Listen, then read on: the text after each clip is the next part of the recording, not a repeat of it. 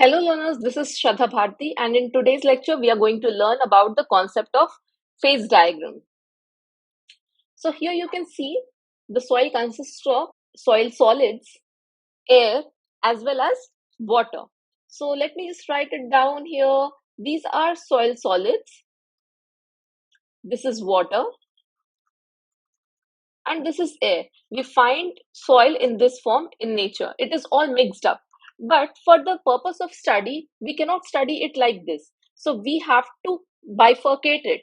And for that purpose, we use a representative form of this soil, which is something like this. You will see in your book, in which we have separated all the three layers and we study it like this.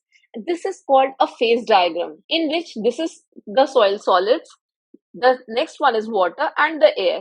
The volume of air is represented by, this volume of air is represented by VA, the volume of water is represented by VW, and the volume of solids is represented by volume of solids, VS, while the weight of air is represented by WA, the weight of water is represented by W water, and the weight of solids is represented by weight of solids. Now, the total volume of the soil, V, is nothing but the summation of volume of solids plus volume of water plus volume of air. These three volumes constitute the total volume of the soil, while the total weight or the total mass of the soil is nothing but weight of the solids plus weight of the water plus weight of the air. But for all practical purposes, we do not consider the weight of air and we consider the weight of air as zero. Now, sometimes what happens is all the voids present in the soil is filled with water. There is no air voids present in the soil.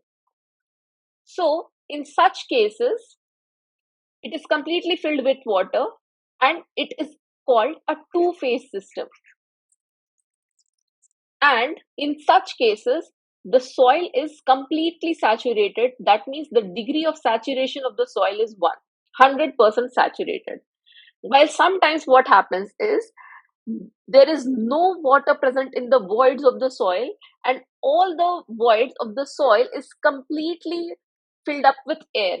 This is also a two-phase system in which all the voids are taken up by the air, and in such cases the degree of saturation is zero. That means all the voids present in the soil is filled with air and there is no water in the voids.